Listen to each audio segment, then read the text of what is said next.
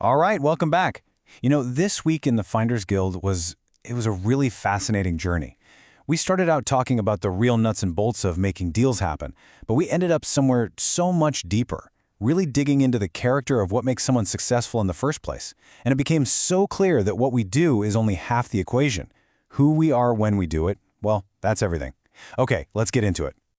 Our conversations were all over the map, in the best way possible. One minute we're deep in the weeds on EBITDA multiples and succession planning, the really tactical stuff. And the next, we're having these deeply personal, philosophical conversations about what a healthy business relationship even looks like. And somewhere in that back and forth, this incredibly powerful pattern started to emerge.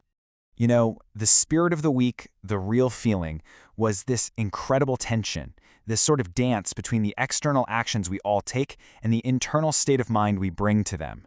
It's the difference between just getting a deal done and actually building a lasting legacy.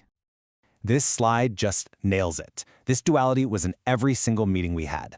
We'd be talking about the outer game, deal analysis, closing strategies, all the hard numbers. And then bam, the conversation would pivot right into the inner game.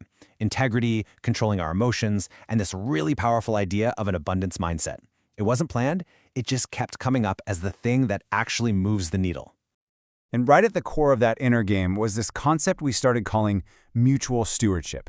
It's this idea that we're all collectively responsible for helping each other grow. It's about shifting from a what's in it for me attitude to a how can we figure this out together perspective. This really became the bridge that connected our individual character to our collective success. And this one quote just stopped everyone in their tracks. It came from one of our members, Brett. Whole people create whole systems. It's so simple, but so profound. The health of our companies, our partnerships, our entire community. It's just a direct reflection of our own personal wholeness. You just can't build something healthy and sustainable on a fractured foundation. So you might be thinking, okay, these are some big, abstract ideas, but how did they actually show up in the real world? Well, they popped up in some very concrete conversations, and that led to some serious breakthrough moments for the group. Let's take a look at how these threads started weaving together. So we kicked things off with this question. I think we can all admit there's this stereotype out there that sales is kind of a dirty business, right? That it's maybe based on manipulation. But the group just completely threw that idea out the window and reframed it as something way more powerful. And here's the crucial shift. True sales isn't about pushing a product on someone. It is about genuinely solving a problem for them. It's not about being aggressive, it's about leading with total integrity. And man, does it demand incredible emotional resilience to handle all the rejection and pressure. When you boil it all down, it's really an act of service. Tom Guido just put it perfectly. He framed sales as this positive, service-first way of solving problems. It's about being grateful and optimistic, not greedy and pushy.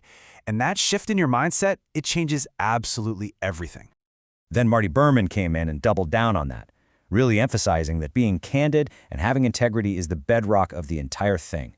I mean, without trust, you've got nothing. And trust is only built through honesty, especially when it's tough to be honest.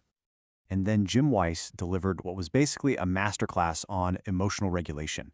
In a world that is just full of pressure and competition, the ability to stay peaceful, to let go of anger or the need for revenge, that's not weakness. That is the ultimate strategic advantage. It lets you think clearly and play the long game.